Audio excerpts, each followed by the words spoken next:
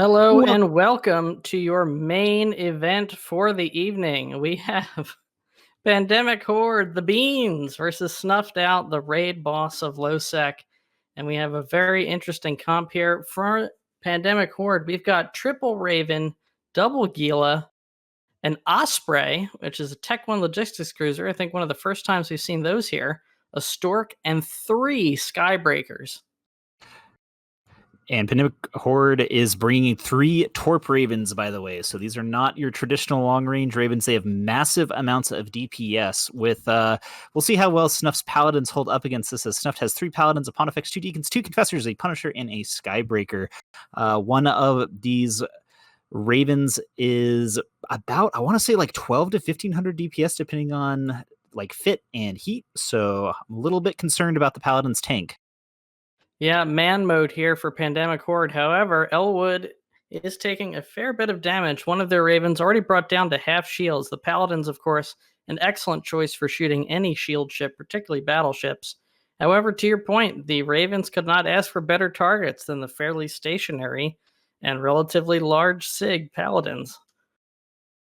Yeah, and I think they actually might be out of range of these paladins right now. So they need to burn in and apply damage as fast as possible. I actually saw some missiles from the Ravens. I'm seeing them disappear maybe about 10 kilometers off the paladins. So if they're not able to get close enough to do damage, these paladins might actually just take a Raven down without even having to worry about it. And the Paladins are kiting back. So they have realized this and they are maximizing their range. The Ravens, now noticing that they're out of range, seem to be charging in, but it is a lot of distance for them to cover. The Raven, not exactly known for being a nimble battleship. No, And it's it's now not. down to It's one. Oh, the Raven of Elwood. He's almost out of shields. This is going to be devastating if they lose one of these Ravens without taking any ship and trade. It does look like they finally are applying damage, as Matt Riley's Paladin has lost its shield and is starting to drop a little bit. But yeah, I don't know. I don't want to say too little too late, because it definitely is not yet, as he's taking massive amounts of damage. But Elwood is kind of barely holding on in 0% shield right now. Now, the Osprey can, in fact, put out more reps per second than some of its Tech 2 variants. The drawback is it itself is not very survivable. But right now, it's not being targeted, and you can see it pulling back Elwood. Now the Paladin seeming to switch off to one of the other Ravens, taking it down to half shields fairly rapidly. Oh, the Osprey needs to be able to stay on top of this target call. Meanwhile, Matt Riley and the Paladin, he is taking a massive amount of damage. He is now down to half armor. Oh, the Raven, it's slowly crawling itself back. Oh, it's bleeding armor. I can't stand it. It's bleeding armor, and I think one of the Ravens is actually still. I think Elwood might still be out of range because he's way back there. But yeah, if they can get in range, I don't know. This is tight. He just lost 60% of his structure in one hit. So that Osprey is doing so much work trying to keep him alive, but I don't know if it's going to matter here. And the Raven does go down, with the Paladin able to tank all of the DPS from those torpedoes. Yeah, the Osprey may have been slightly out of position there. It doesn't exactly have a great optimal range on those reps. And once it gets into fall off, the reps fall off. So the Raven's charging ahead. It looks like the Osprey may not have matched them close enough. And that is a pretty devastating loss here. The Deacons are able to probably put a good amount of reps on this Paladins, especially with the resist the Paladins get. Now, the Deacons themselves getting under fire here, along with the Punisher for Snuff.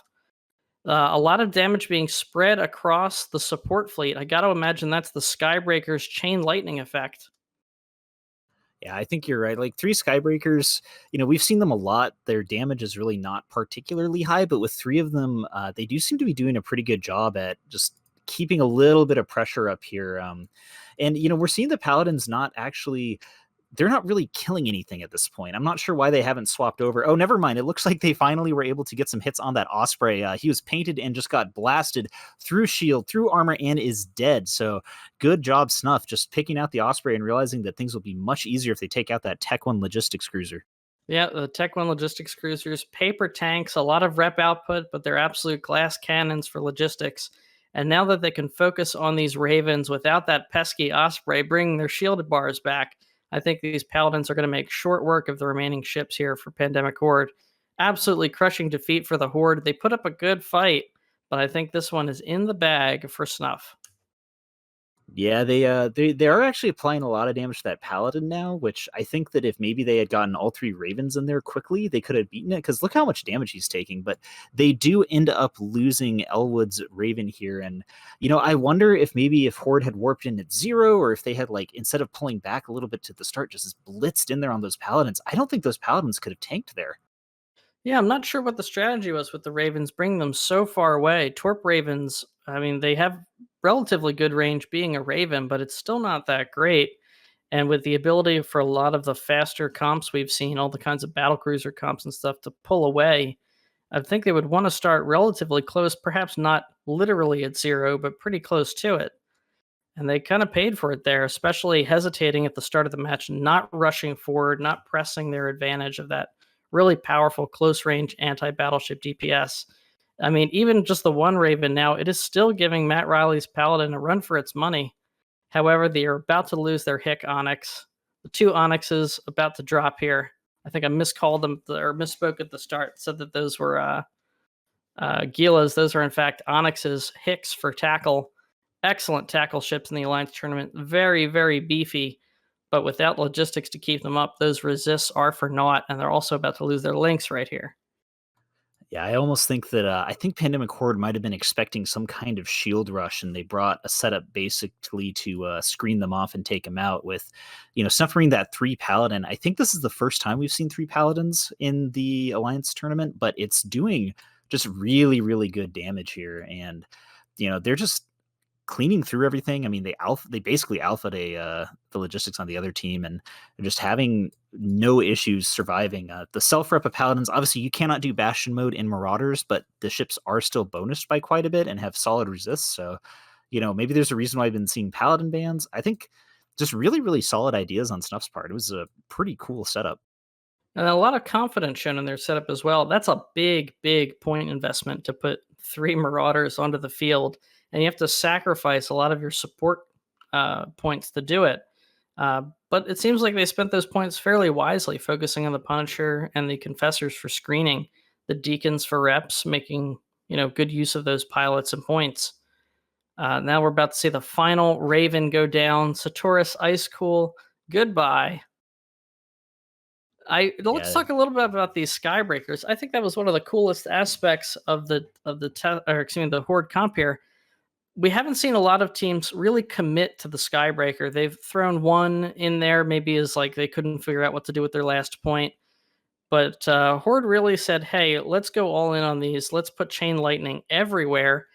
And if this match had gone slightly differently, we might have been able to see that really come into play because it looked like it was pushing their support fleet pretty hard.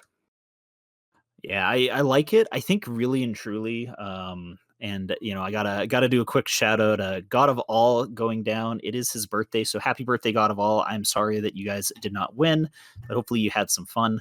But yeah, no, I think that the Skybreaker setup, it's a cool idea. Having all 3 of them, there was like I said, I think Pandemic Horde had this set up as a counter to a rush.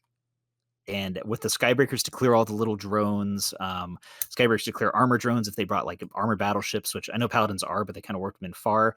Like there's definitely some interesting thought. I wonder if Pandemic Horde out-meted themselves a little bit here. Potentially. I mean, that would also make sense with the Hicks for the long range heavy scrams. Makes sense that they pulled the Ravens in at range. Still, though, the Raven's not really a good kiting ship in general. If you were worried about rush, I think your best bet with the Ravens with the torpedoes, yeah, get your tackle and screening in there, but commit, try to kill some of those rush ships as fast as possible because your main advantage is that DPS.